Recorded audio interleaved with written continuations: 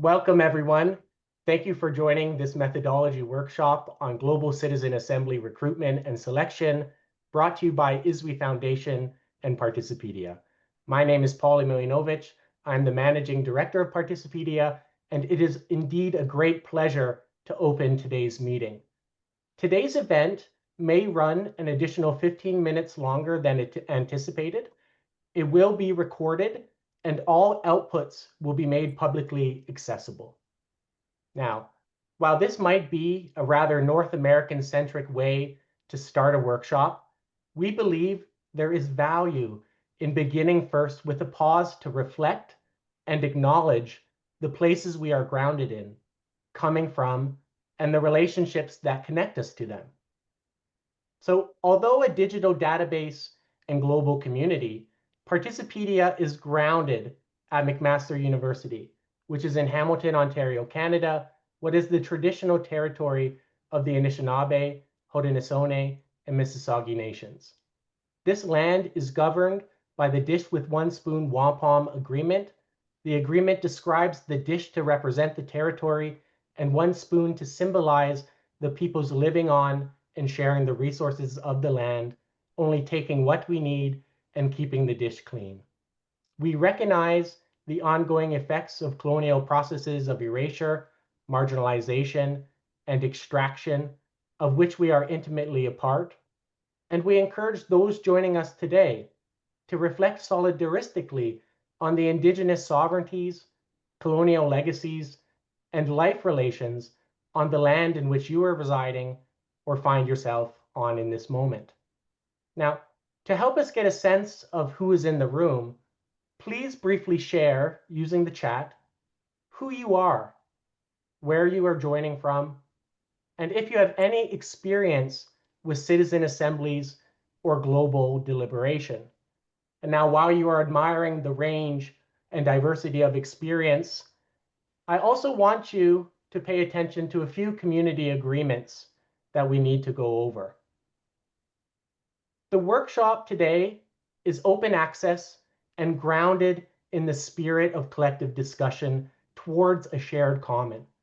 This is a deliberative space of inclusive, generative, epistemic diversity, and therefore, by participating, you agreed to speak with care, listen with respect, to be mindful of how your words may affect others, speak thoughtfully from your own experience when possible, and strive to contribute in a way that is clear and inclusive.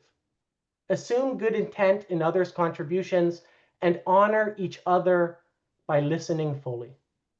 You also agree to challenge ideas, not people, to engage critically and constructively with the content of what is being shared. Of course, it's okay to disagree. There will be many over the next few hours, I'm sure, but focus your comments on the ideas, arguments, or evidence, not the individual or organization. And lastly, to make space and take space. Be aware of how much space you're taking up in the breakout and larger group discussions. Adhere to time limits. And at the same time, if you tend to hold back, consider stepping forward and contributing your voice. These things will ensure that we have a productive and inclusive session. Now, I want to note, before passing off to Rima and team, that Participedia is open to collaboration and partnership. Participedia is the world's largest database and one of the largest global communities researching and mobilizing knowledge on democratic innovations.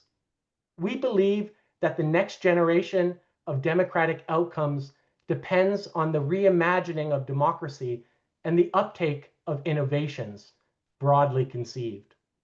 If you haven't already done so, please join our newsletter mailing list and look out for ways to get involved in the community, such as by attending our upcoming Participedia School offerings this July in Brazil and this August in China and Japan. Once again, we extend the warmest welcome and thank you all for participating in today's workshop. Rima, the floor is yours. Thank you so much. And I wanted to start by thanking Participedia for all their support and time and effort and energy in supporting on this workshop, but also more broadly in relation to the work that they've done. I'm a long-standing deliberative practitioner and have really drawn from the resources that Participedia has pulled together from over many years. So I just wanted to make that point. A huge thank you to you all for joining and participating in the discussion too, and to our speakers, 15 of them. So Iswe, we're a foundation working towards political system change, convener of the Global Citizens Assembly and initiator of the Coalition for a Global Citizens Assembly. Next slide, thank you. What is this workshop about? It's very much about a process, a wider process of deliberating in the open and our broader approach to recruitment. And I also wanted to note that it's not just me that's been involved in pulling together these slides. My colleague Canning, Claire, Johnny, Rich, and many others actually are here today facilitating these discussions. I wanted to take a moment to acknowledge them. Next slide. Paul had done a great job of establishing some principles around how we treat each other in the conversation. I also want to say that this is very much about stepping forward and stepping back, allowing people to share their perspectives in full without interruption, and an important point, which is about recognising the privilege that you may have, that I have and others have, and working to check that privilege throughout the discussion. We want to make sure that this workshop largely looks at the future, so thinking about the methodology of the GCA in 2025. And we also want to ensure that it's useful for you as well. This is about facilitating and progressing your own thinking around recruitment methodology, because it's a really lively debate and discussion, and we're really aware of that. In terms of what we hope to do with what's discussed in this conversation, share what's emerged from the workshop in an open access way, commit to explaining how some of what's shared in this workshop informed the GCA methodology, and acknowledging the contribution of speaking contributors in the final report of the 2025 GCA. So that's in line with the Vancouver principles, and we can share more about that in the chat. And we also plan a formal written response in the form of an article to the perspectives shared today from both the speakers and the breakout, outlining how these have influenced the thinking of the methodology. Next slide. So what is the GCA, or the Global Citizens Assembly? What we're talking about is one component of the wider Global Citizens Assembly, which is the global mini-public component of it. In principle, anyone on Earth can be selected. It's a snapshot of the human family, 100 people, a sample of the global population who represent, and then I think that's for us to converse about in this conversation today, what kinds of diversity, and we've got some great submissions that explore these different perspectives. Funding for this has been recently confirmed, and subject to agreement with funders, we will share full details publicly in a few weeks. Next slide.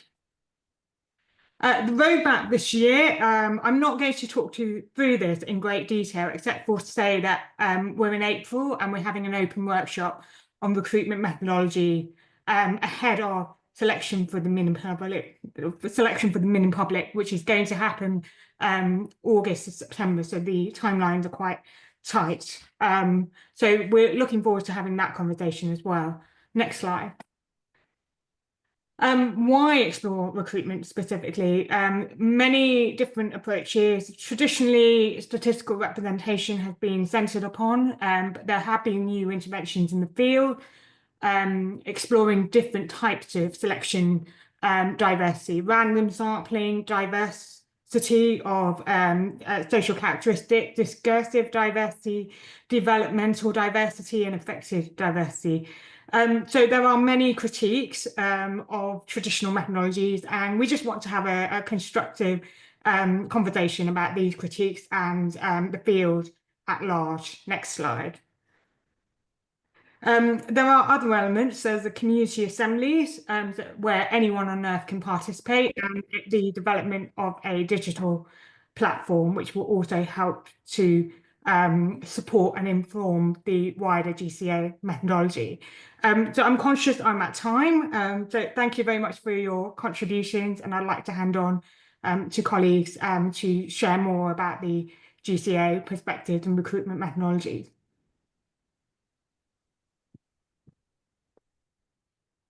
So, welcome everyone. I have the challenging task of keeping people to time for the coming 30 minutes. We received about 15 submission of abstract for this event, and 14 people were able to contribute at the event itself. So we're going to hear from all of you. We didn't want to select some of you and not all of you. So we are going to have 2 rounds of discussions in breakouts. But to start our event, we want to hear some lightning talks from the contributors, and we're going to use this as very much an opportunity for you to pitch your thinking around global citizens assembly selection and sortation. So see this as very much your elevator pitch, and you don't want to stay in the elevator for more than 5 minutes at the most. So I'll be quite ruthless, I'm afraid, with timekeeping. And to start with, we're going to hear from Lucas Veloso. So over to you, Lucas. Okay, hello everyone. If you could share, yes, thank you. My name is Lucas Veloso. I am a postdoctoral researcher working also with Iswe, and I will present a beginning reflection about the sortition beyond borders, that is the experience and meanings of being chosen for the first global assembly. You can pass the slide, please. This study wants to share some of initial findings related to the values and consequences of sortition for people who was randomly selected for the 2021 Global Assembly.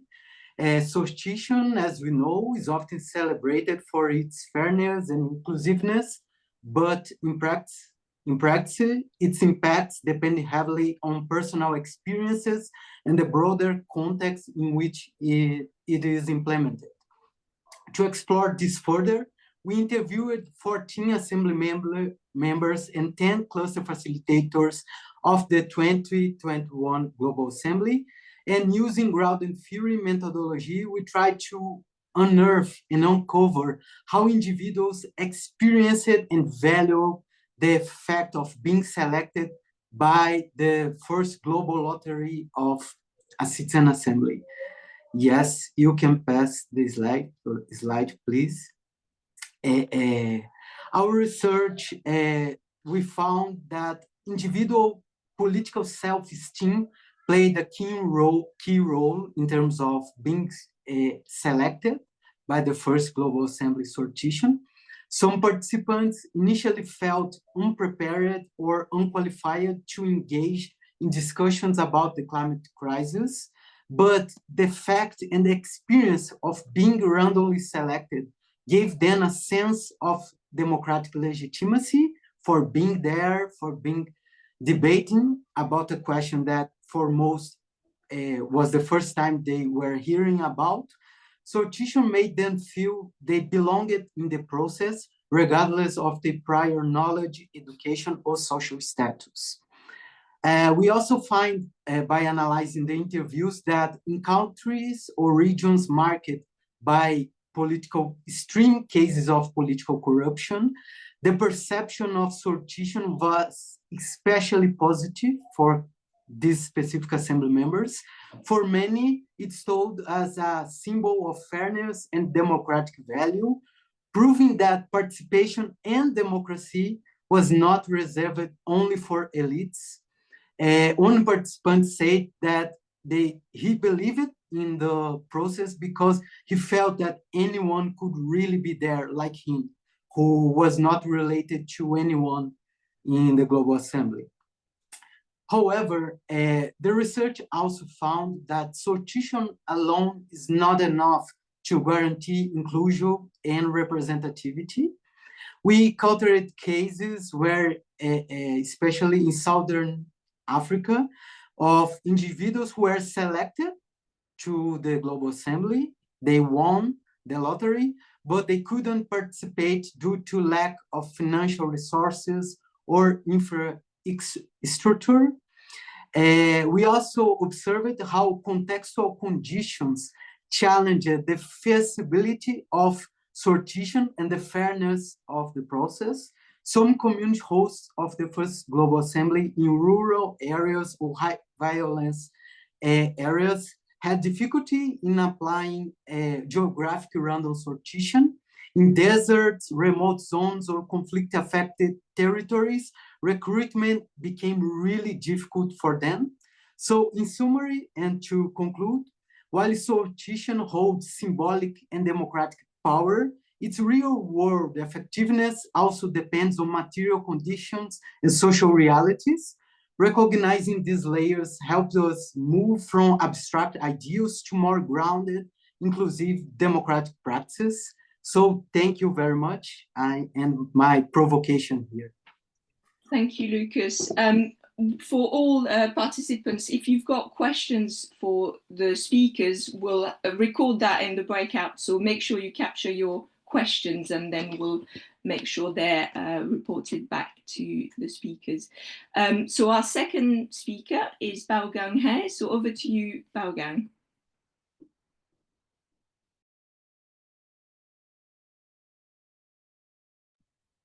If Baogang is with us. Yes, yes. Right. Okay, thank you. So what I do is my collaborator also join us today. Qin Xuan, she come from Fudan University. So what we did is we interview around more than 10 those random select Chinese participants for 2021, the first global citizen assembly on climate actions. And we also interview more than a dozen community organization facilitators. So here is our findings. So next slides. So I think the same as Lucas earlier said, if we look at this, the first Global Citizen Assembly is to claim is a random selection process. But what we found on the ground through those more than 10 participants, they are not entirely randomly in practice. It is through the personal connection, friends' recommendations, so on and so on. So later on, next slide, I only present slight evidence, only select 3 and 4, ask them how they were selected. Then they tell us how they are selected. And we interview the 10, then detail the selection process. So this is important. So theoretically, we can debate the method, what is the best method with the random selection is the method. When we come to the implementation stage, how really you random selected, often difficult on the ground. So unlike when I did a deliberate polling in Wenling in China, the 2005 with the James Fish game. So we use the electoral law. So that's a truly random selection. And you got a diversity of the people from the young people and old people, illiteracy. But the case, this global citizen assembly on the climate action is when on the ground, it's difficult to use the electoral list. It's no government official will agree, let you use that one. So you have used a community mobilization, but as long as you go through the community mobilization, the process is not entirely random. So this is a great lesson we learn. When we can theoretically debate whether which is the best, but when it comes to the detail, the implementation, it's not entire random. So this is the first lesson. The second issue is think about the random selection process. When we use the random select, when the random select people, we assume the individual, they speak for themselves. So we don't worry about their nation state status. But then in Chinese case, we random select the people, but people think that those people, when they participate the citizen assembly, they thought that, oh, they represent China. So they spend a I should do something properly. Otherwise, I feel bad because I represent China. So they speak on behalf of the China. So inevitably, what is a country, nation state smart in that process. So then relate to this issue. So if we think about a global citizen assembly, then we needed fully represented all the countries. So the first 100 people, and China and India got 18. The most South Pacific island countries are not represented. So I think that one of the issues we learned from Chinese case, we need to think about number of participants. 100 is not enough. So if you think about this, John Dresek talk about discourse representations, then I think that for fully any issue, you need 2 or 3 different kind of view, 2 or 3 narrative discourse. Then if we think about around 190 people, so roughly the ideal situation should be 600 people for a global assembly, 600. Then you can represent the whole global. Then the issue is that who selected participants should be represented. Now this is the issue. So as I just said, many Chinese participants think they should be represented in China, but so this is a very tough issues. So Baogang, I'm afraid you've reached the 5 minutes. Okay, so so you I'll can wrap stop up. here. Yeah. Okay. So But I have a thank few you. other issues. Sorry. Thank you. You can go into more detail in the breakouts if needed. Okay. Thank you. Thank you. Apologies.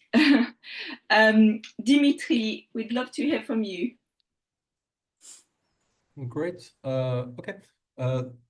Can everybody hear me well? So, okay, I entitled my presentation Deliberative Representation in Mini Public, and the idea is to go beyond simply sortition. So next slide, and I'll actually timer.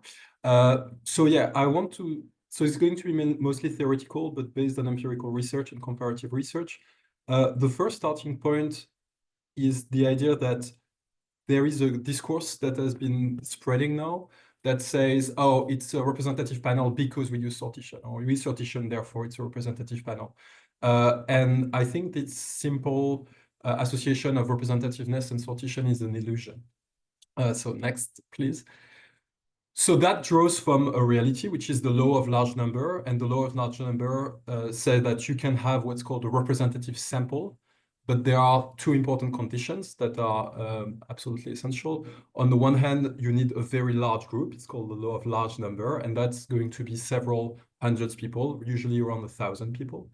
And in order to not have an additional skew of specific people that would say yes, mandatory participation is important, especially to include the non-civically minded or the non-available people. And so next, that reality, which is the representative sample and the law of large number, has been transferred to think that it would still apply to small panels, what we could call diverse panels.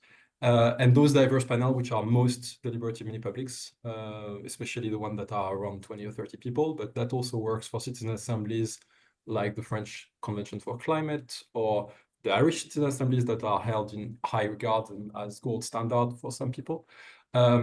they don't rely at all on the law of large number. And since sortition is very, very secondary, and what is the most important thing is quotas and criterias.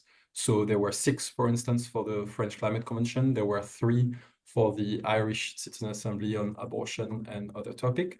And the problem with that method is that the quotas are necessarily arbitrary. You decide what the organizer decides what quotas they think are relevant or irrelevant. They are necessarily limited. You cannot account for all the important diversity and dimension in your population. And often they are issue dependent. And so therefore they cannot claim to be impartial, and they cannot claim to reach the same level of representativeness as the first use of sortition, which is the representative sample, which is truly random. Next, please.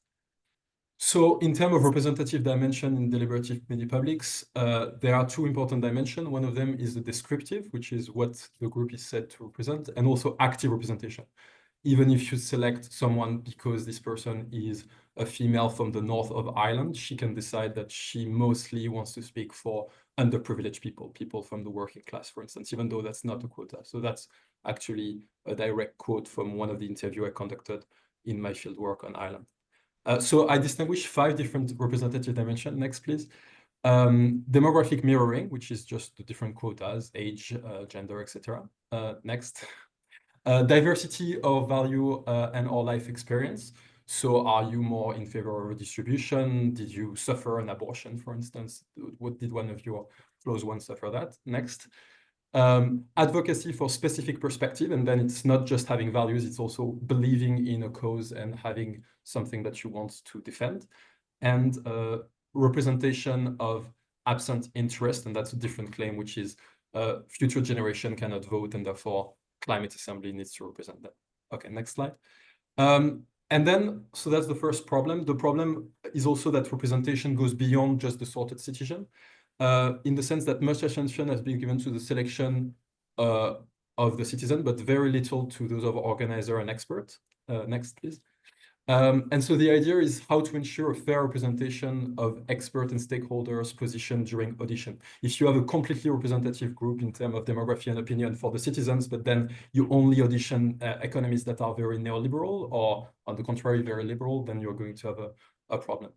Next slide, please. Next bullet point, please.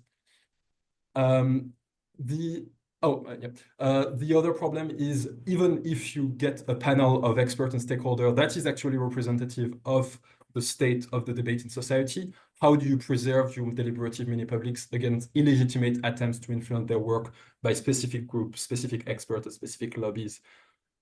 So here I'm advocating for preserving the impartiality and the equal access principle, which is to say that what matters is what happens inside the mini-public, and interference from outside is actually something that could be regarded as problematic, cannot be entirely avoided, but should be tried to be avoided. And then finally, yeah, you can just. So the final problem is the paradox of deliberative representation. Initially, your panel can be representative, but as they deliberate, they're going to become more and more different. And therefore, the problem is, can counterfactual, enlightened citizens still claim to represent adequately the population, the citizenry, or are they no longer representative at the end of the process? And the final point is the issue of not forgetting about other people in favor of the mini-publics. And here I'm advocating for using referendum after deliberation. Thank you. Thank you very much, Dimitri. And over to you, Hilary Abidamianu. Apologies for misspelling your name.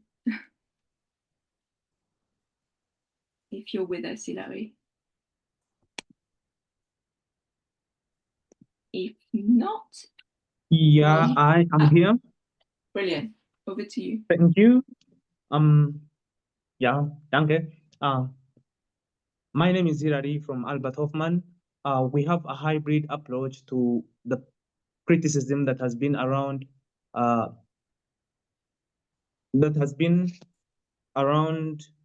how people have been selected for global assemblies, and here I am to present you.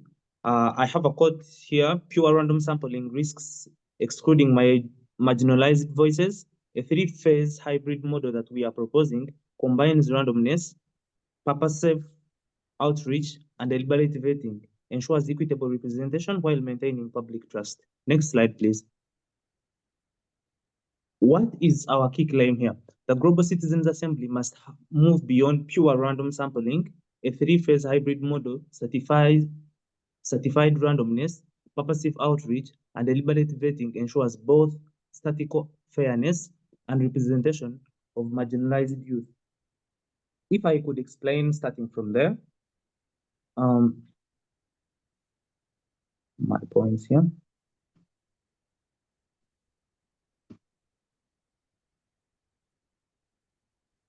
Sorry.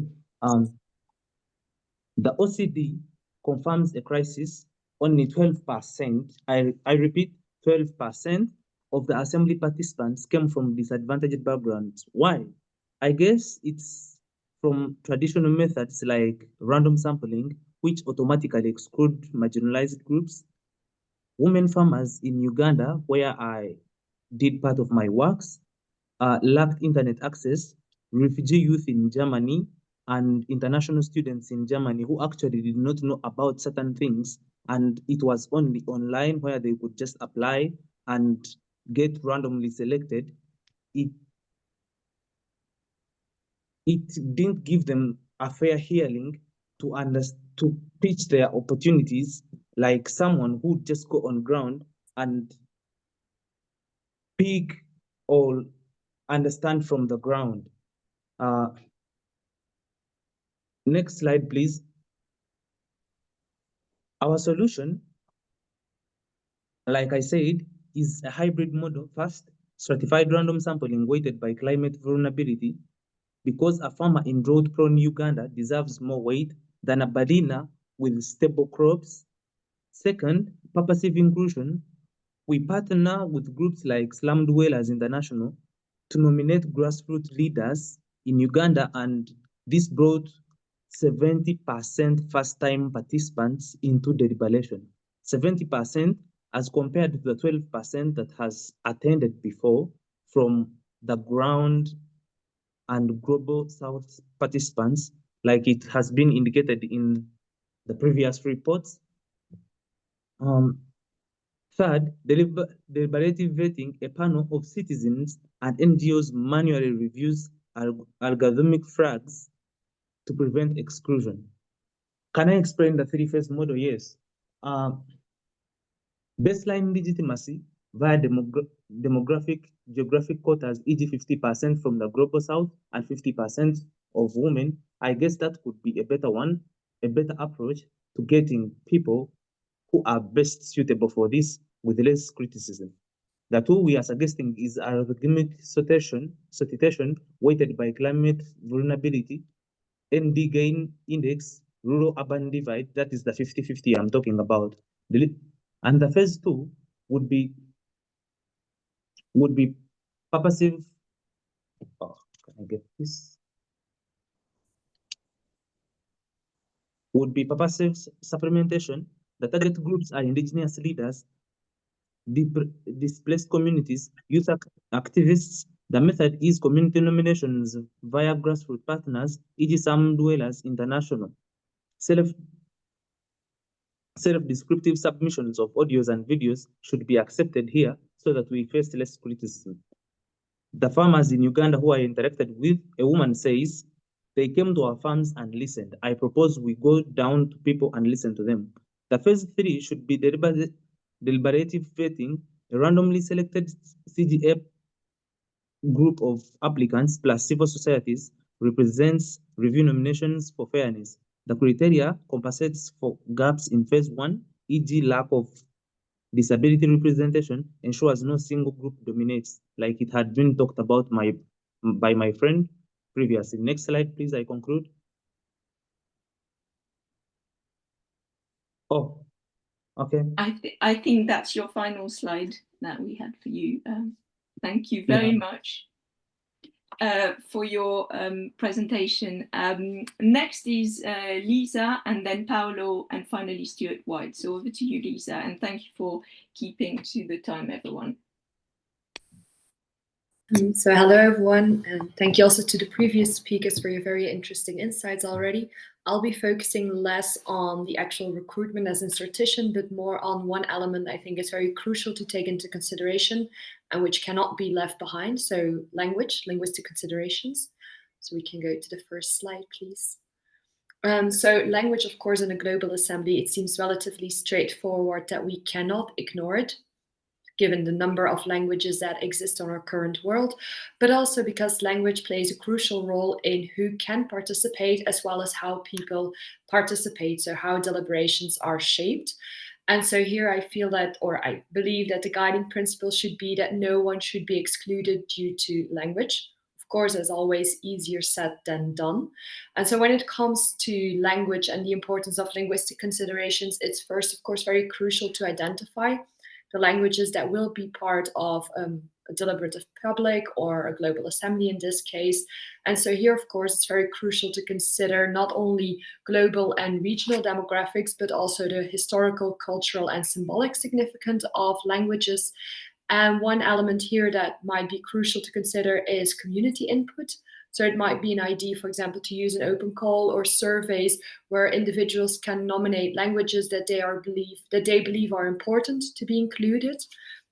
And secondly, of course, not every language can be included. It's not feasible. So there needs to be some kind of quota or let's just say a quota on which languages will be included and the number of languages. This can be done, for example, by considering language families as well as region and language overlap, as well as political status of certain languages. And so then it comes to actually the recruitment of individuals. And so here, as has been mentioned by a few others so far, is that it's crucial to partner with local civil society networks, with local organizations. Might even be an idea to, for example, use peer nominations. But also very crucial when it then comes to language is that it's important to ensure that the information materials about the assembly as well as the application forms are not only multilingual, but also multimodal. So it might not just be about having a written format, might also be considerations for audio and visual formats to ensure that also people with lower literary skills are not excluded from applicating.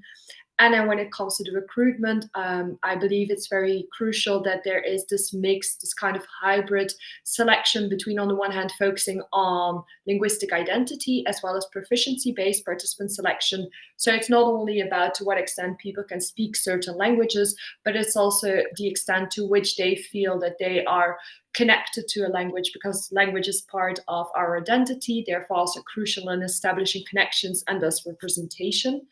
And so here it might also be an option, for example, when there is the application of the recruitment, to consider participants or possible participants' preferred languages as well as their preferred modes of communication. Again, acknowledging that written or spoken languages is not all that there is for certain individuals. And then moving to the next slide, please. So then, of course, when it comes to language and that it is something that needs to be integrated in this global assembly as well, that needs to be considered in the recruitment phase, it's also something then that the recruitment phase also already needs to take into account how multilingualism will feature in the assembly itself. And so here it might be useful to consider a hybrid communication infrastructure. So it might be an idea to work with language tiers. For example, tier 1 will be the working languages, where the rationale behind the selected working languages is to consider the global reach. So here we think of lingua francas, such as English, French, Mandarin, Arabic, depending on selecting a few larger spoken languages, while tier 2 would be about supported languages, so languages that are included because they allow some more regional coverage. So here would be important then that everything is translated and available in these supported languages. And an additional potential tier might be tier 3, which is about community languages. So here's more about the community significance of these languages, as well, again, linked to the identity of participating individuals. So it would be about ensuring that there are the use of lingua francas complemented with real-time translation, as well as subgroups that can be created or formed on the basis of language, language families, language proximity, etc. And then, of course, again, crucial is also to support this with plain language, culturally adapted visuals, glossaries of key terms in the supported languages. So again, not only about spoken language. And then, of course, some additional points because as I said, it's not always easy to acknowledge it. Well, it's easy to acknowledge it, but not so much to put it into practice. So additional elements that might be crucial to consider is to implement a language justice clause, so that people acknowledge and commit to non-discrimination or non-domination also on the basis of language, and the right to express oneself fully in their selected or chosen language. Pre-session language orientation, as well as the training of facilitators and participants. And optional add-ons might be the use or the possible use of open source translation tech, AI nowadays, but also the use of, for example, peer language advocates, language access hotline, etc. And so the main claim I want to make is that it's not so much about translating the deliberations, not about translating the process, but really about co-creating multilingual conversations from the start, allowing everyone a chance to participate on an equal footing. So that's it. Thank you, Lisa. And I want to acknowledge that obviously this event is happening in English, and we need to acknowledge that for future events as well. Over to you, Paolo Spada. Hi, hello everybody. I'm a bit emotional because I think this is a really great opportunity. This kind of discussion never really happened in the past. It was almost a given that we were going to try to represent the population for the past 10 years. I remember there was this lunatic in 2012 that was saying that we need to be really careful with our claim of representation. Can we go to the next slide? So the fact that all the speakers before me were actually criticizing representation was a bit of an emotional moment. So we have been recommending abandoning the idea of designing a recruitment system to achieve representation. All the speakers before me have touched on this, but it's really, there is an element of technocratic magical thinking when we are trying to create a perfect system to represent the population. Somebody calls that technopopulism. It's in the book of Nadia Urbinati. But we really risk to actually, instead of promoting our objective of being inclusive and supporting our brothers and sisters in democracy that are trying to promote democracy, to actually undermine some of their work when we switch to this sort of perfectionism in recruitment. Alternatively, we can use sortition, but instead we can use sortition and justify via fairness, addressing specific failures of inclusion, so a relative statement. It's not an absolute statement. I'm not creating a perfect recruitment system. I'm creating a recruitment system that's better of what's out there at the moment, using maybe a mix of sortition or not, like that hybrid model that sounds super interesting. And also one of the key elements of sortition has already been discussed before is the fact that it can defend a little bit from domination and capture in certain environments. It's really important, like imagining doing a citizen assembly in southern Italy where the mafia dominates the space, right? Can we move to the next slide? So if you're interested in the paper, I do not have the time to enter in details, but we analyze a series of issues with claim of representativeness. And now, thanks to the great work of the OECD, we have this database that has really shown us the limits of the claim of representativeness, right? I'm going to touch only on number 4. Most people, when they get the invitation, they refuse to participate, even in rich countries, right? So if we look at the highest percentile, so 90% of the processes, in 90% of the citizen assembly we have data for, 90% of the invitee refuse to participate. So that's almost the complete population that refuse to participate, only 10%, right? And the median, it's 5%. And often, like when I organize citizen assembly, in some, I only got acceptance rate of 2%. So making claim of representation becomes really, really hard. There is one thing that I think is still a little bit unclear. I was reading the article from Professor Dreisek and Neymar, and they seem to narrow down our critique to just statistical representation. But that's a little bit confusing, right? In the moment we are trying to represent anything that it's coming from the population. It could be the demographic diversity, it could be the decision-making style, like from the diversity theorem, it could be the discourses. We have the same problem. So we cannot just say, oh no, that's an issue that comes from deliberative poll because they were trying to do like a survey. No, no, no, we have the exact same problem because we have problems just to the fact that people need to come to our assembly. And so our recommendation, it's in the end to try to think about dynamically about recruitment. And so also forgive your imperfection, right? Think politically. What is the first objective? Iswe wants to institutionalize a global citizen assembly. What should be the first objective of the first year, right? What should we show to the world? What's our audience?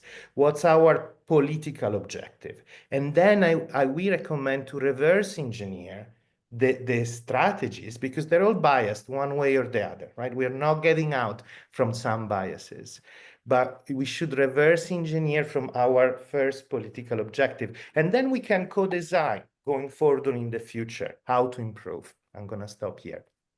Perfectly on time. Thank you so much, Paolo. And last but not least, we've got Stuart White.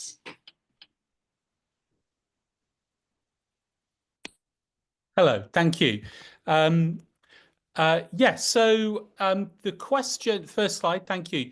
The question that I'm really wanting to explore very briefly is when we're designing a citizen assembly or a sortition-based assembly, is it justifiable or desirable to set out to deliberately overrepresent, in a statistical sense, a particular group or groups, and by extension, therefore, underrepresent other particular groups? And I should say, in talking about this, in thinking about it, I'm influenced by some conversations with my colleague Farzan Hassim, who is going to be presenting later. But this is very much my side of the discussion. So one argument that I hear against moving away from what we might call strict proportionality, against overrepresenting or underrepresenting particular groups, is what I hear called the political equality argument. So this says, look, there's a core value of equality. In the political context, what this means is simply that people have a right to an equal say or to equality of representation. And in the context of a citizen assembly or the like, that means that it's never going to be acceptable to overrepresent a particular group. That represents a departure from people having an equal say. It's a violation of this core norm of political equality. Now, if we could move to the next slide. Thank you. I think this is an argument based on a contestable understanding of what political equality is. And all I really want to do today is to put on the table another understanding of political equality, which I'm drawing from the work of the US political philosopher Charles Bates in his book, Political Equality. And Bates says that political equality fundamentally is not about procedural equality, people having an equal say as such. It's about political arrangements being equally justifiable to all. And when we think about what makes political arrangements justifiable to all, we certainly have to give a very strong weighting to procedural equality, or what he calls recognition. But we also have to think about what he calls equitable treatment. We have to think about the outcome or outputs from the political process. And on balance, the political system, the political arrangement that's most justifiable to all may be a system in which we depart from strict procedural equality in order to better serve equitable treatment in the decision itself. One example, real world example of where we arguably do something like this would be consociational democracy, where we have a population with a religious or ethnic majority and a minority, and we give the minority powers to veto or otherwise constrain what the majority does. That inflates the representation, the say of individual members of the minority group, but we think it's acceptable, democratically acceptable, because it serves the goal of equitable treatment. Similarly, if we were designing a citizen assembly, let's say, to discuss constitutional questions in the UK, we might want to give extra representation, statistically speaking, to people from minority nations in the UK, like Wales, Scotland, Northern Ireland, because that would be a way of promoting the equitable treatment of those nations in any future constitutional settlement. So I don't think this, to be clear, I'm not saying that it's definitely a good idea to depart from strict proportionality in the way we set a citizen assembly up, the way we set the global assembly up. All I'm saying, though, is that this political equality objection to overrepresentation is not decisive. Thank you. Thank you, Stuart, and thank you to all who've contributed so far for sticking to time. So we're going to now break out into several groups because we want to give as much time as possible to the discussions. And the purpose of these breakouts are to surface questions and start getting thoughts on the challenges and the opportunities you can see in relation to recruitment for the Global Citizens Assembly. We'll have 15 minutes, and after that we'll report back into plenary and we'll go through another round of presentation of another 7 presentations, which will look more specifically at different methods and approaches. And we've heard from 7 speakers now about the challenges and prospects. So thank you, and we'll look forward to seeing you back in plenary in a moment. Operationalize it. So if we're going to change some of the criteria for selection, who does make the decision and what's the legitimacy of the people making these decisions? But at the end, what was becoming really clear in this conversation, I think it's going back to, yeah, what would be considered good enough, and what are the current standards that we are dealing with in terms of, representation. Wonderful. Quick reminder: we gotta be speedy. I know. I acknowledge I took a long time, and I apologize. Rima, why don't you go? Yes, so what I will do is I will not repeat what other people have said. I'll just echo the point about good enough, and therefore the conversation was about representativeness as being good enough, the kind of inconsistency. So actually is representativeness and diversity quite connected? That was an important question that was discussed, especially when we're thinking about who's currently involved in these discussions, and how do you kind of open up or create better forms of representation. There was also a really interesting conversation about recruitment methodology sometimes reflecting political debates and discussions about fairness and justice and inequality, and that seems like an important theme to engage with, and an observation that there was a bit of a fallacy within academia to assume that random selection automatically resulted in representation, which resulted in legitimacy. So a kind of questioning of the equation there. Those were some of the key themes, but I'm happy to sort of touch on others in later feedback points. Wonderful. How about you, Sarah? So some of what Rima was saying was also echoed in my group.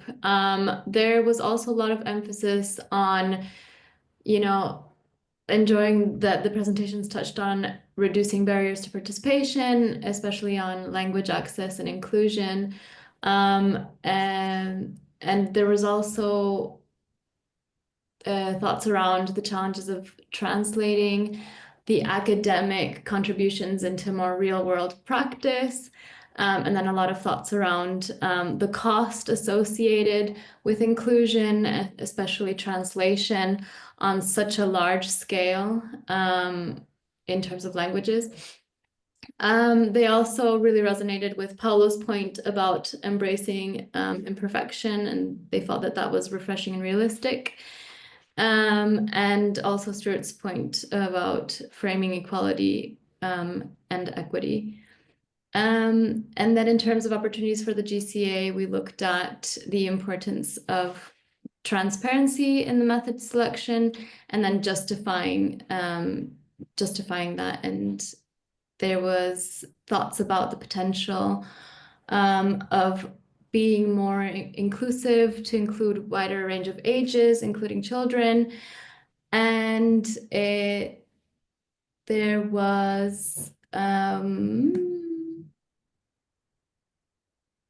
yeah, I think that's it, most of it. Wonderful. Rich, rapid fire if you can. Two key points. One is actually raising a question of can we justify the bureaucratic nature of doing global sortition in terms of its cost? And then the other one was the opportunity of working with movements and going into working with them as kind of branches and tributaries into existing discourses that are taking place already. Right, and I think Iñaki may be last. All right, I'll be fast. So are we improving sortition or are we breaking up with the sortition? That was at the center of our debate. In favor of sortition was the idea of explainability and the power of the image, but it seems that what was missing was local context. And local context can be a double-edged sword because we can work with NGOs, we can put empathy first, but also some places, have dictatorships. They have co-option. So how can we know beforehand? Wonderful. If I missed anyone, please feel free to speak up. If not, I believe that is the first half of our presentation done. We're supposed to have a 5-minute break, which I hope we still have time for, but I'm happy to be corrected if I'm wrong. There's always time for a 5-minute self-care break. So please, let's have that now. We will return in 5 minutes, everyone. Okay, welcome back. Thank you for bearing with us. It's quite fast-paced. So we're going to hear from 7 more speakers, and we'll share the order so people can get ready for that. And next person in line will be Azucena Moran. So over to you, Azucena. Hello, I'm not sure if you're seeing the slides, but I can just start for the sake of time. Hi, happy to be here. So my main point is that we should think about connecting who we're inviting to the Global Assembly, to what the Global Assembly is meant to deliberate and the transformations that it aims to lead at COP. So next slide, please. This idea emerges, so many of you have probably already seen this. So this idea emerges from the coding of the deliberations of the first Global Assembly. So I coded the experiences in which communities deliberated or had during the breakout rooms and the deliberations, they had procedural challenges, they had time to translate, facilitators interventions, etc. And to say it very, very, very briefly, the deliberative moments which were coded in red were not many, both in groups with a lot of technological glitches and in groups that didn't have many of those tech glitches, which everybody was expecting in the first Global Assembly. And based on that work and other work that I'll quote afterwards, I would like to argue that we need to anchor the selection of citizens in the transformations that the Global Assembly wants to lead at COP, and in the coalitions that it wants to create, and or the moments of deliberation that it actually wants to enable during the Assembly. So next slide, please. And it should build upon existing work on selection and global deliberation, especially at the global level. So I've highlighted some important work on the left side. Sortition cannot be implemented always everywhere. So an approach that respects deliberative autonomy needs to engage indigenous leaders and traditional governance structures instead of just also randomly selecting those communities. Second, sortition should be used as a mechanism to promote justice, and Melissa was talking about that paper in the chat if you want to take a look at it. Recruitment should leverage culture embedded engagement strategies. So that is more around like recruitment strategies. So for instance, engaging street vendors to recruit participants, so kind of like daily lives of participants and daily activities that people have. That was used in Mexico City, for instance, or engaging people by going to the places where they already meet, like religious spaces or parks, which was the case in Bologna, for instance. And we need to join this knowledge and recruitment strategies, or we should, to the topics of the next next Global Assembly would like to deliberate on. So the territories and communities that need to be present to discuss these topics, and based on this, also to create a selection strategy. So the coding of deliberation during the Global Assembly and their interviews with facilitators pointed us to the fact that these few deliberative moments emerged and were triggered when participants were connecting to it through their lived experience, to the topic of the assembly through their lived experience. And with the lived experience, I don't mean the opinion they had before the assembly, but something that many communities in different territories face collectively, for instance, rising sea levels or green extractivism. So, for instance, my research now is focusing on can we deliberate on extractivism at the global level, and a major trigger of these deliberative moments in the Global Assembly, even if the Global Assembly was not focusing on green extractivism, was actually the sharing of the lived experience of an assembly member who was also a miner, even though extractivism was not a core topical focus of the first Global Assembly. So it really does have a lot of power, this lived experience within the triggering of deliberative moments. So connecting the evidence and knowledge we have on selection of participants and global deliberation to the core issues that the Assembly wants to address, I would argue that could lead to more and better deliberation in the actual Assembly. Better selection would indeed lead to better deliberation because the communities selected and the people selected would be able to discuss their lived experience. They will feel more confident and more important, and it would lead to transnational issue-based coalitions that could be made, or forms of knowledge that emerge from these coalitions. So that's it. Short, perhaps very self-evident, but if you want to know more, I'm happy to chat. Thank you, Susana. We would love to hear from Leanne Mignasian now about youth engagement. Yes, hi, hello everyone. So my name is Leanne and I'm a co-director at Child Rights International Network, which is known as CRIN, and it's a children's rights research, policy, and advocacy organization. So one of the issues that we focus on is children's rights and deliberative democracy. So I'll be presenting on the importance of involving children in the Global Citizens Assembly. Looking first at what the argument is. So children, defined as those who are underneath the age of 18, are routinely excluded from democratic processes. Under 18s represent a third of the world's population, but unlike adults, most children have no direct say in the rules and laws that govern their lives or in deciding in who gets to make them. And this is despite children having a wide range of skills, views, thoughts, and lived experiences that really bring value to our society. And it's becoming clearer that children's political engagement, both online and offline, is partly a reaction to the ways that their contributions and perspectives may be limited. And restrictions based on children's kind of perceived lack of capacity really are arbitrary. And from the urgent threat of climate change to social justice issues, it's really clear that children are demanding to have their say in a wide range of critical current events. As we say on the slide, the climate crisis is a child rights crisis, and children have the right to be involved and taken seriously in the decisions which affect their lives. And children are standing up for climate justice, even taking to the courts to demand their rights and the rights of people and the planet. So promisingly, we're seeing an increase in citizens' assemblies from the local to transnational level that have or intend to involve under 18s. Some have included 16 and 17-year-olds as members in the adult assembly. Others have had parallel processes to involve younger children. So in Scotland and Ireland, children as young as 7 years old were involved. And it's encouraging that we're really seeing an increasing interest recently from policymakers and civil society alike to expand on the ways that children can participate. In terms of how children can participate, it can be as assembly members. They can be recognized as key stakeholders, so aka a group that's impacted by the issue and experts on how it's impacting them. And even as co-designers or facilitators of the process, including as young advisors. So for example, with Ireland's Children and Young People's Assembly on biodiversity loss, it was co-designed and facilitated with 9, 8 to 16-year-olds.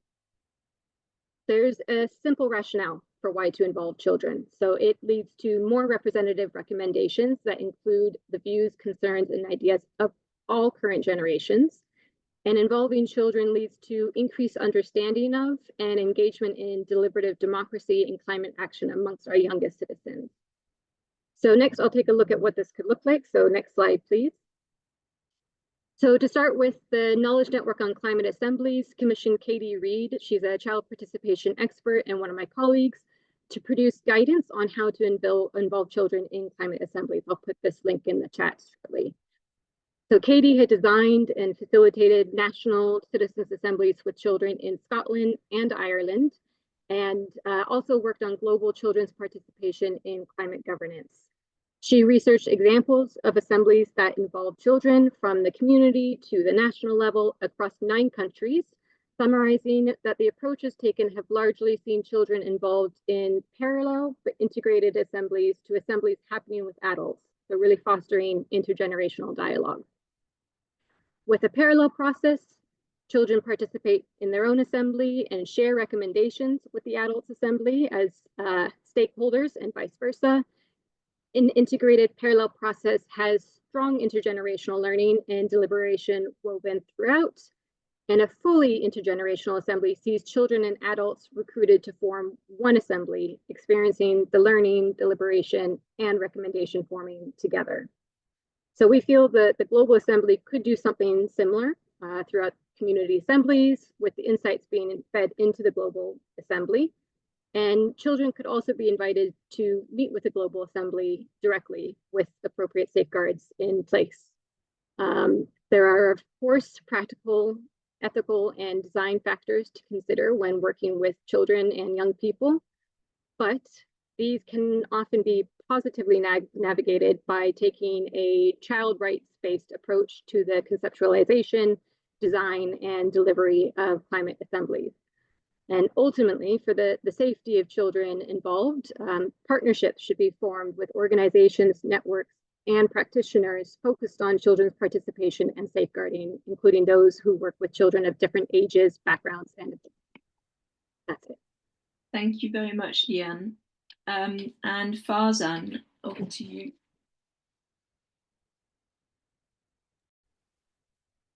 Thank you. Next slide, please.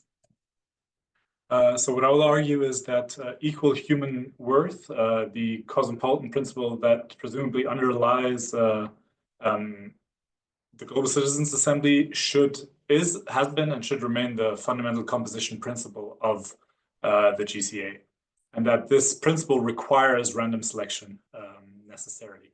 Next slide, please. And next. Next.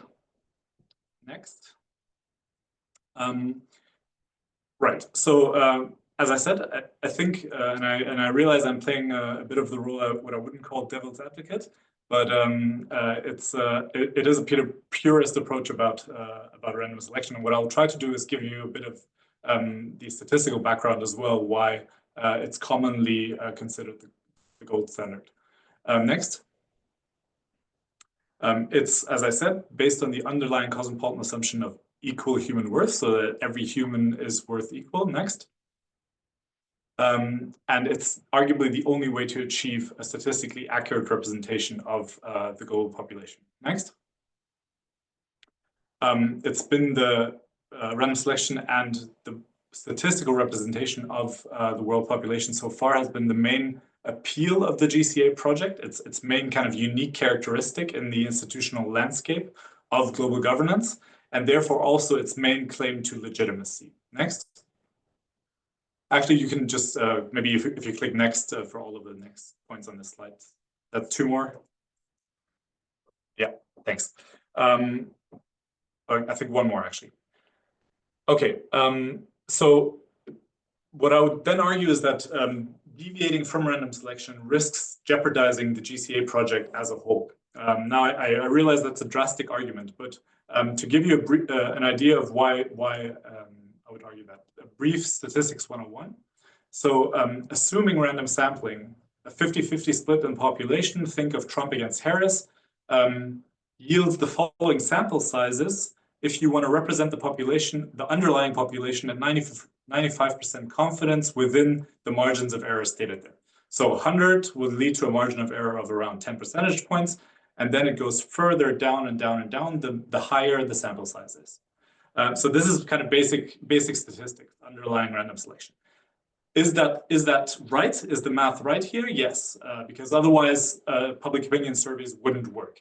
Now you may argue, well, Trump against Harris, they didn't get it right.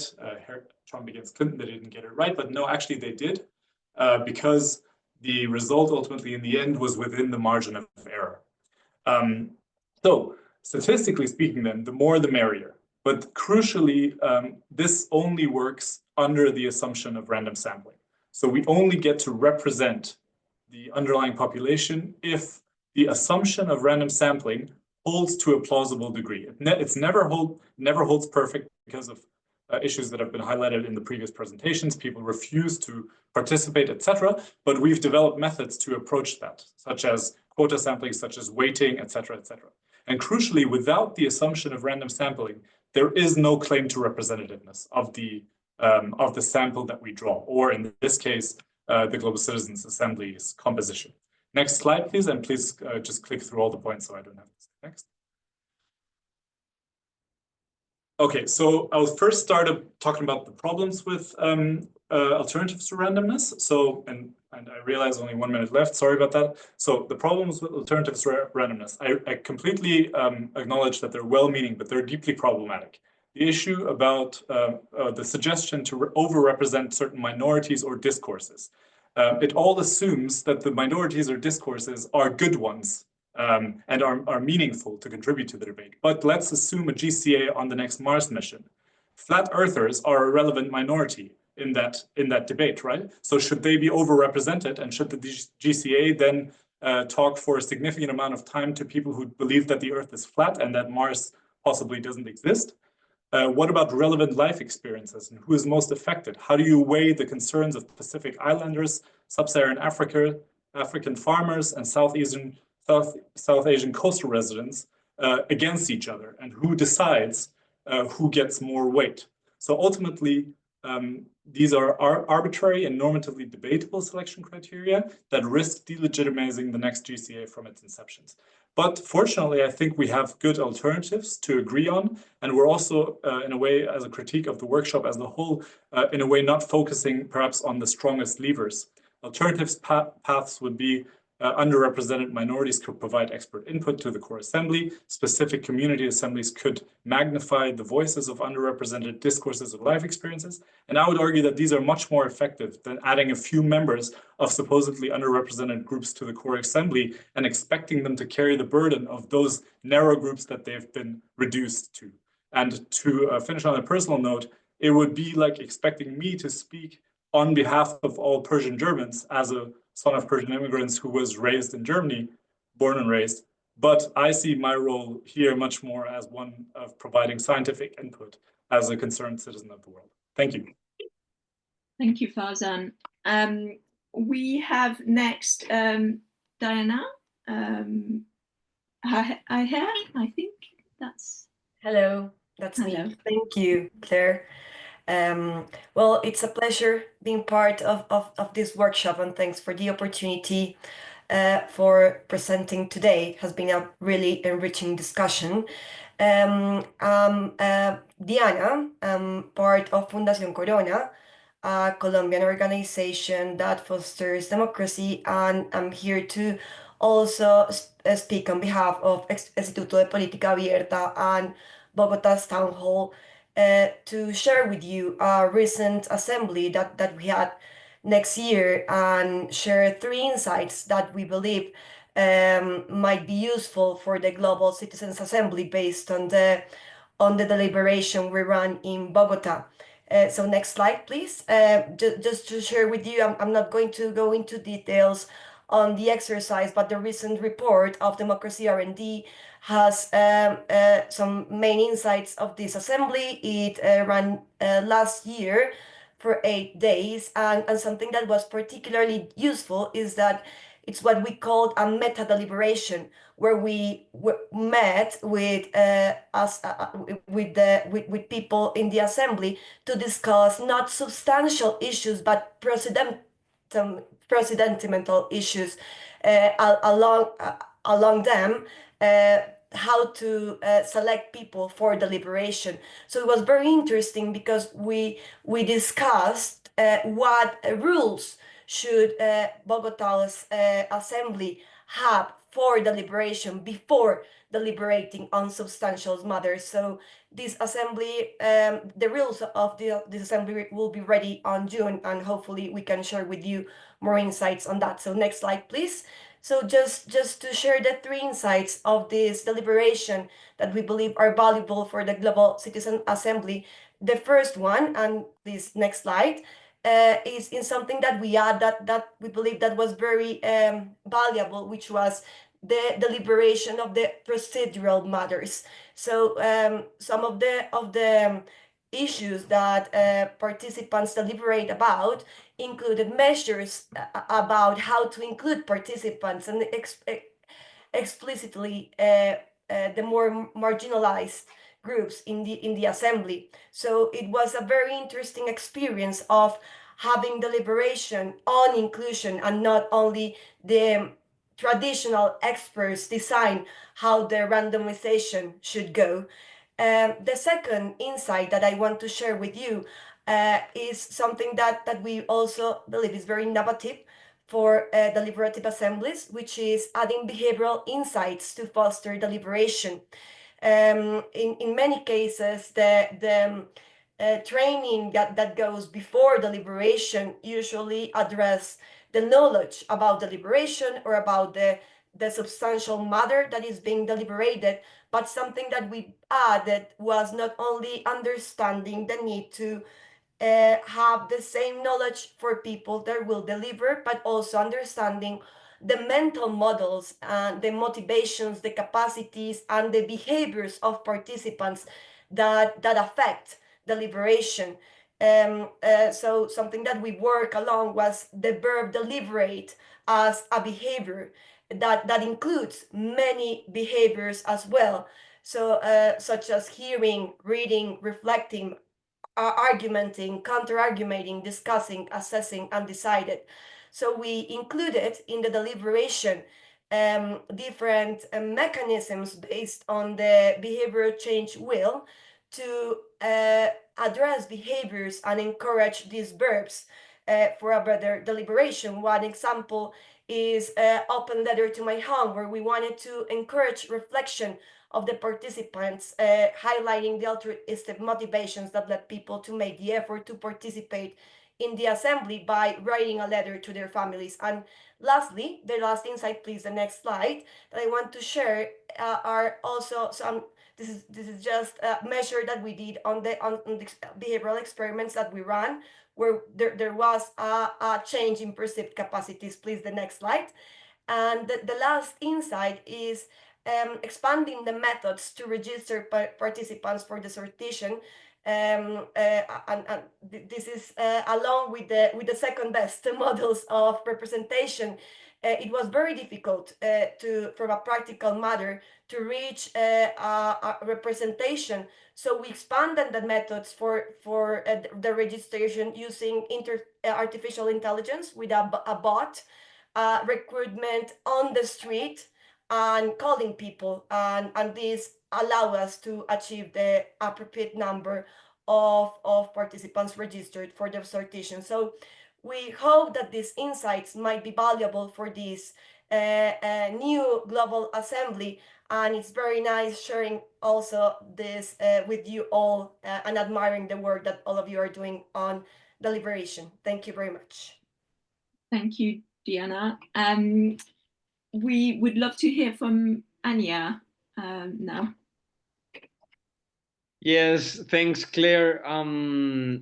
We're going to present today hybrid approaches to strengthen deliberative democracy. My name is Sebastián Calderón, a colleague from Anaya. We built this approach also with Anaya, but also with a lot of discussions in the organization, talking about like the different barriers to the main idea of sortition.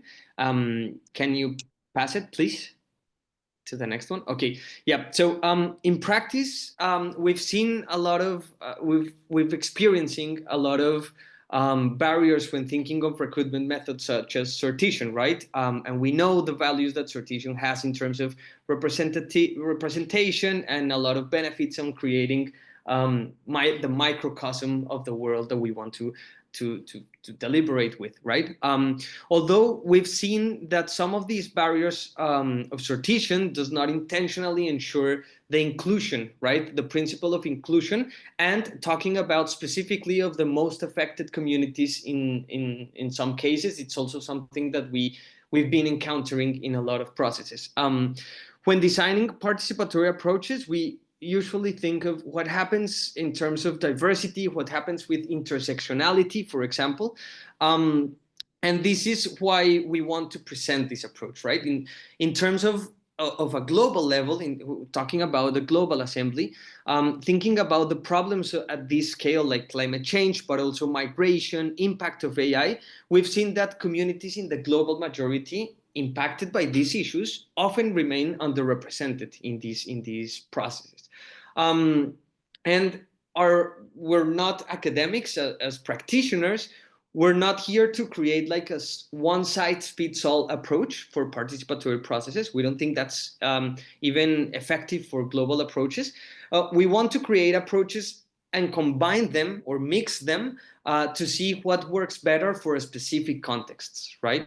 All contexts are different, and we need to come up with tailored design features for those participatory processes. So our proposal is having like a hybrid mindset and like an approach that we need to mix different methods to meaningfully include these diverse voices, right? In terms of inclusion and in terms of diversity. Can you pass it to the next slide? So yeah, so when we started and this, I wanted to bring you an example here. 2 years ago, we built a process with UNESCO that was intended to be global and was intended to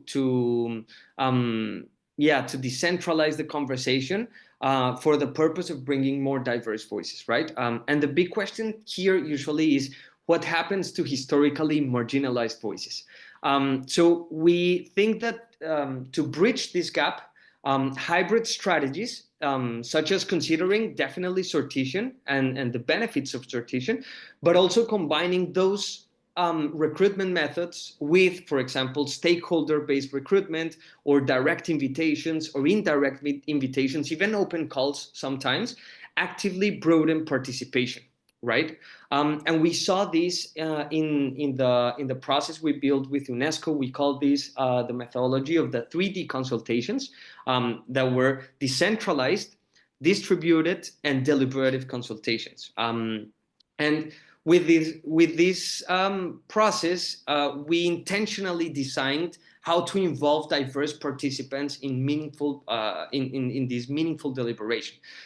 We in this process, the deliberation was for the UNESCO's guidelines for digital platforms, and we gathered more than 5,000 global contributions. We trained local facilitators, and we gathered insights from individuals in 134 countries.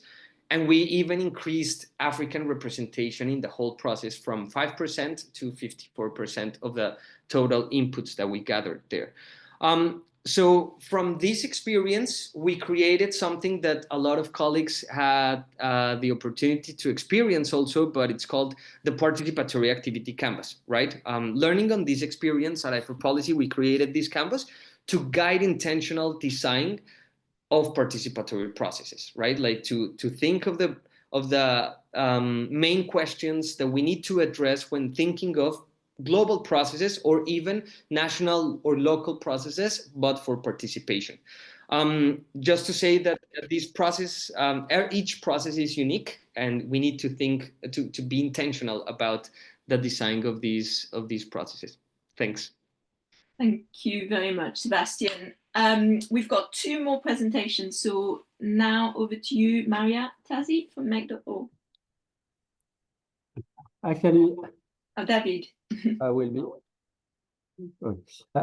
be speaking. So, hello everyone. It's late. I will try not to be too long, but yes. Next slide, please. We want to present an alternative to sortition only. Our key argument or key claim is that even if it's made perfectly, and all the previous speakers have shown that making a sortition perfectly is not very easy and is very complex, but even if we create a perfect sortition, it won't be enough to create a real legitimacy. And we have seen that empirically with all the citizen assembly that are already been done.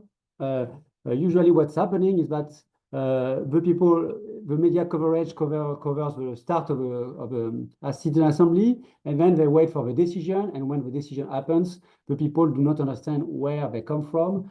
And the argument of, yes, but it's made by representative citizen is not enough to create legitimacy. So our claim is that legitimacy is not only about who is in the room, but it's also of the people that are not in the room feel about who is in the room and what most important, what's happening in the room. And what we want to try to propose is that we can actually increase that legitimacy by creating a place for the people that are outside of the room. And now that we have digital tools that are everywhere in our world, we can create links between the people in the room and outside of the room. And that's what we have already done. And we think that this can complement, that this can reinforce the citizen assembly. And it's not just about having the right people in the room, but creating a sense of ownership for the people that are outside of the room by giving them the ability to understand what's happening, follow what's happening, and also have an influence on what's happening in the room. So creating a real link between people in the room and outside of the room, what we call creating a link between the mini public and the maxi public. And next slide, please. And this claim is supported by both by practice and by science. On the science side, you have Drizek and Niemeyer that say that if you want to have the right people involved in the process, you need multiple kind of people. You need the ones that are affected, the ones that have the experience of a problem and the diversity of context. It's very hard, as we have seen, to have all these people in the room. But if you can extend the participation to the whole world, actually, for a global assembly by numerical platforms, then suddenly you can expect to have all these people taking part into the deliberation, and so giving more legitimacy to the final results.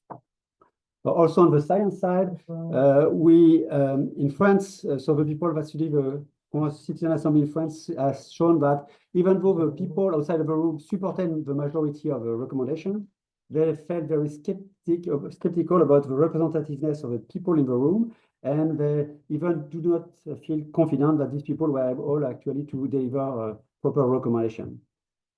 So this deficit in legitimacy for citizen assembly is real. I think it will also apply for global assembly that are even more distant than national assemblies. And practically, we already did it once. So this idea of connecting the mini-public to maxi-public has been tried and tested and successfully tested in Germany for a citizen assembly on disinformation. It was made by the Bertelsmann Stiftung. It was the Forum Gegenfakes. It was a citizen assembly on disinformation. And we just scaled that, we connected the people outside of the room and inside of the room with digital platform at three key moments.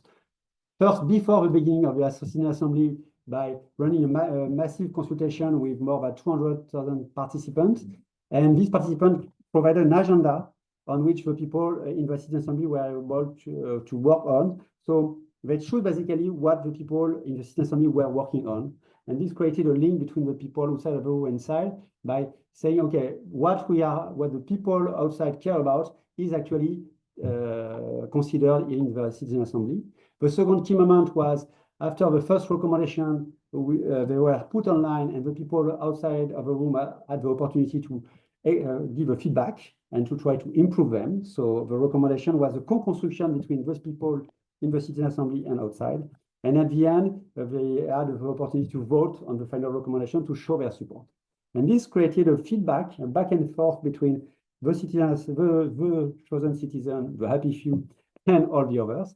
And it really increased the legitimacy of and the impact of the citizen assembly. And we think it will be great to have the same kind of broad support for a global citizen assembly. Thank you. Thank you, David. And last but not least, we've got now a presentation from, I think, Brett Fennick speaking for the Sortition Thanks, Foundation. Claire. Yeah, Bayer and Nick are away and Tom has to race to a meeting. So just jump through the next slide. Thanks. My name is Brett Hennig from Sortition Foundation.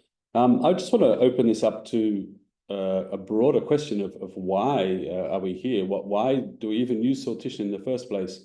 And this may be a debated point, but fundamentally, Sortition Foundation, at least Sortition Europe, is interested in this because we think these are a better way of doing politics.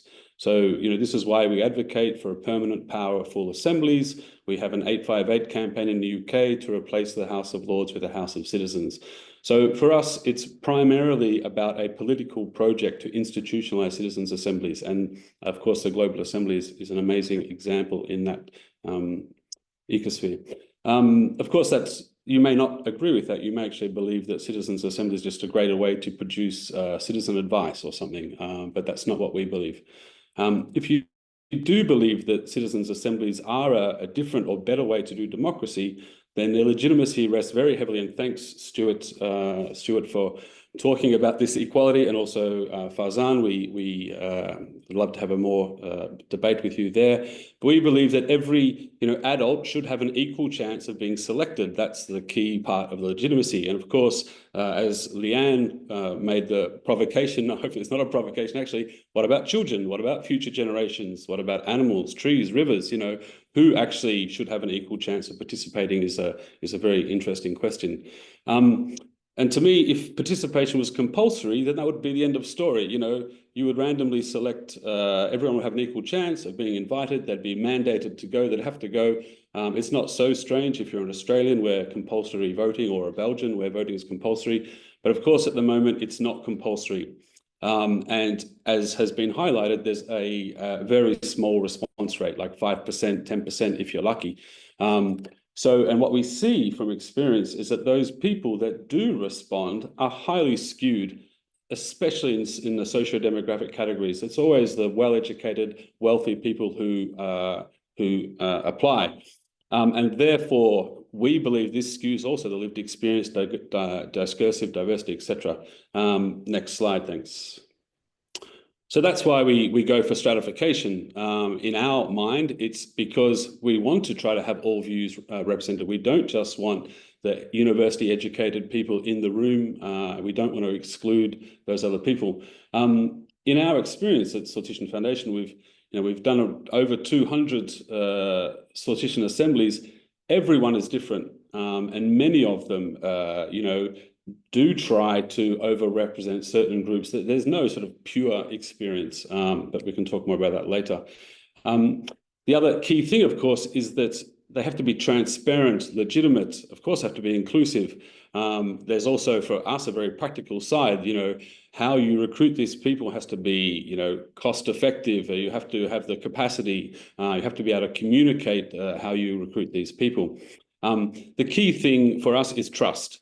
I see political trust at historically low levels and going down. And if we want to use assemblies as instruments to build trust in making hard decisions, then we need all these key ingredients: transparency, legitimacy, etc. For the EU-wide recruitment, just for one example, you know, they overrepresent youth. It's digressively proportional. So countries such as France and Germany have far less people than is proportional to their population. You know, there's no purity in any of those processes. Next slide, thanks. I'll just make a few last comments and then I'll draw it to a close. Sometimes we purposively sample. It's usually very limited and local and accountable to include communities that are more adversely affected. Sometimes they're brought in as experts and witness, sometimes as both. Very often we overrepresent. I mean, the extreme case is the European Citizens Panels, where they have 33% youth. It's very impressive, down to 16 years old. We often stratify on attitudes to try to make sure there's diversity of opinion in those rooms. That's very common. We can look at intersectionality. We do look at intersectionality, especially for disadvantaged groups. Process. Process is probably more important than the recruitment in my mind. How you actually facilitate the deliberative experience is far more important about bringing voices up and making sure people speak and don't shy away from the opportunity. And I'll stop there 10 seconds early. Thanks, Claire. Thank you, Brett. Okay, I'm conscious that we're already 5 minutes over the time that we had allocated for.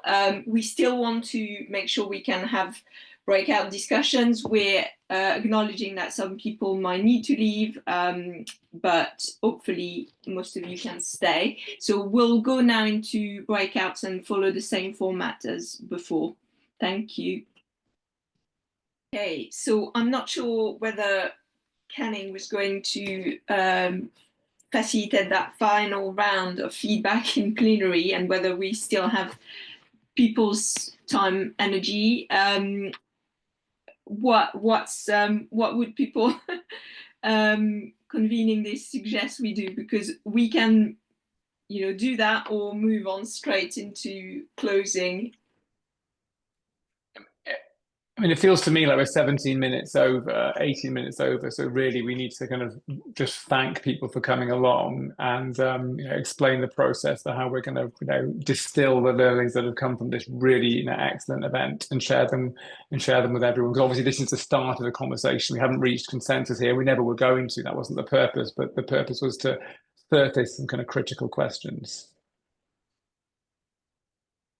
Okay, so in that case, over to you, Rima. Yes, I'm really happy to do that. So firstly, a huge thank you to everyone. I will say that this is probably one of the most interesting discussions I've ever been part of. And I've been in the field for quite some time now, so that's something. And yeah, thank you to you all for making it such a really interesting conversation. I mean, I took a lot of notes in relation to the discussion. I think there've been a few key tensions that have been surfaced. The main one actually relates to the question of representativeness, whether that is the foundation for selection going forward, and also what that actually means. So the question of what representative in what way, and connections also with questions of diversity, inclusion, political equality, fairness, and other, you know, quite tricky concepts around which there's a well-established literature. In some, I think our work is cut out for. And there's also really interesting conversations around communitarian and individualistic perspectives. So, you know, in what ways are people participating in deliberative conversations? And then much more sort of situated questions of the method of recruitment itself, cultural context, and being quite situated in terms of how to engage with diverse communities, minoritized communities and Indigenous communities in approaches to recruitment. There's also been quite a few perspectives, not just on recruitment, but on design. And so I wanted to say that we are hoping to continue the conversation around things like what kind of knowledge should be incorporated and reflected in deliberation and in what way.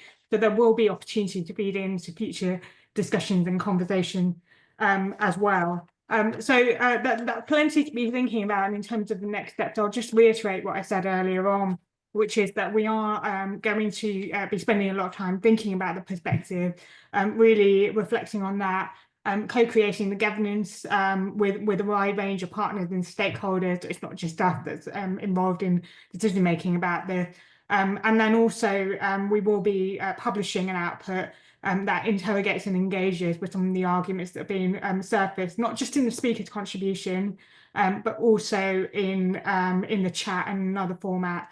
So once again, a huge thank you to your in whatever capacity you made it. And I also wanted to say a huge thank you to Participedia, who've been fabulous co-conveners of this space. So yes, over to you, Paul. Oh, no, that's everything, Rima. Just a big thank you to everyone involved, and thank you for your ongoing participation. And to echo perhaps Rick's closing comments, that this is an ongoing iterative conversation. And what Mel said in the chat, this was indeed fun. Until the next one, everyone, thank you. Ciao.